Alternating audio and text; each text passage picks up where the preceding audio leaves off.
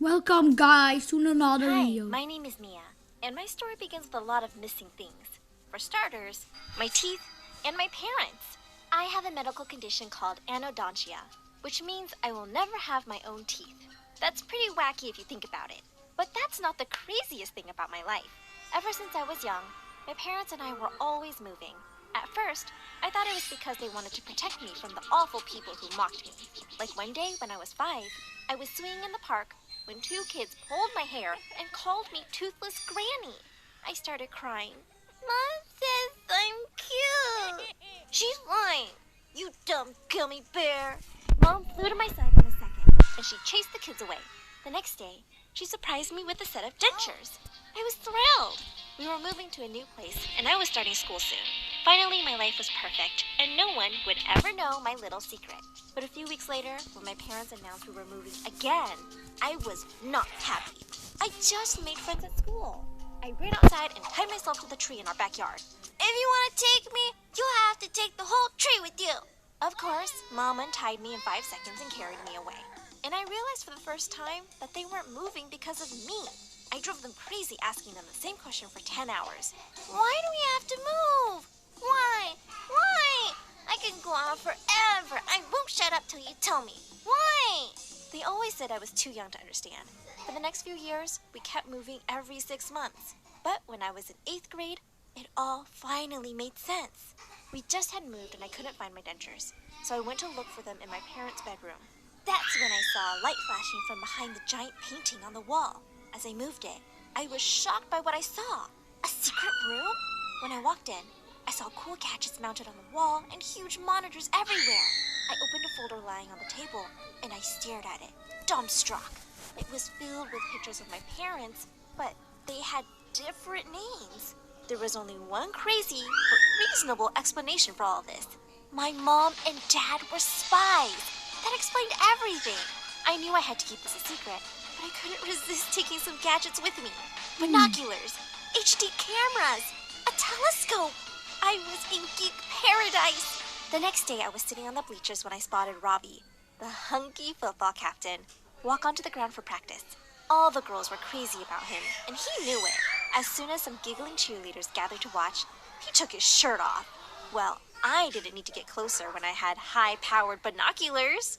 As I was busy drooling over his perfect abs, someone nudged me in the ribs. It was Robbie's awful twin sister, Natasha.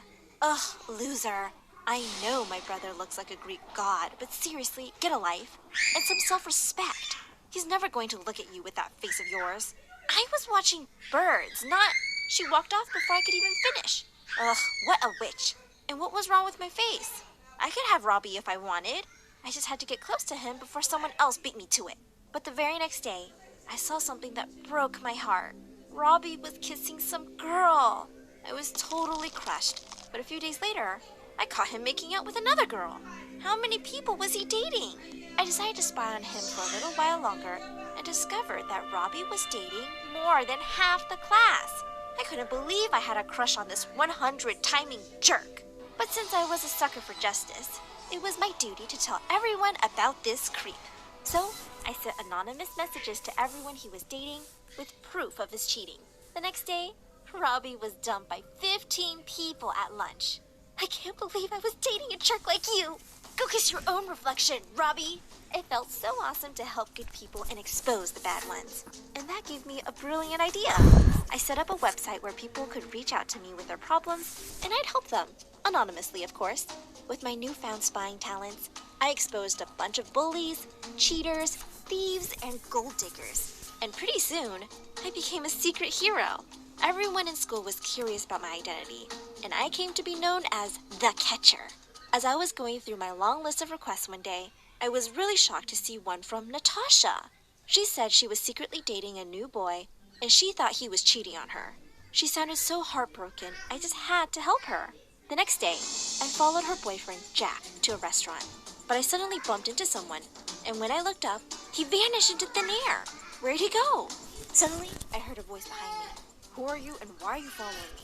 Also, you're not very good at it. I stared at him stupidly for a few seconds. Wow, this boy was gorgeous up close and smart. Okay, you caught me. Your girlfriend asked me to follow you. You're lying, because I don't have a girlfriend. What? Aren't you dating Natasha? No way. She keeps asking me out, but I'm not interested. Natasha was such a liar. I texted her and told her I wasn't doing the job for her. My dad is a cop, you know. I can find your identity in seconds. Whatever. I wasn't going to fall for her stupid bluff. The next day when I entered school, I saw something all over the walls that made my heart stop. They were pictures of me with my dentures off, with toothless freak written on them. Someone took them while I was cleaning my dentures in the washroom after lunch. And there were more posters of me with my camera and binoculars and the caption, Mia, the ugly creep who's been spying on us. The people I spied on were glaring at me. The people who I spied for were pretending I didn't exist. And the others were laughing at my pictures. And then came the devil Natasha. How's the payback, jerk? You humiliated my brother, remember? No, your brother did that to himself. He deserved it. I think you framed him because you couldn't have him, you toothless witch. I think you did all this because you can't have Jack. And you know what? I'd rather be toothless than be an awful person like you. At least I can fix my problem by wearing dentures. But you can't buy a nice personality or a good heart. She stared at me in shock. And just as she was about to attack me, someone suddenly stepped in. It was Jack. I can't believe you stooped so low, Natasha. Take these posters off, or I'm filing a complaint against you to the principal for bullying. And with that, he took my hand and started walking away.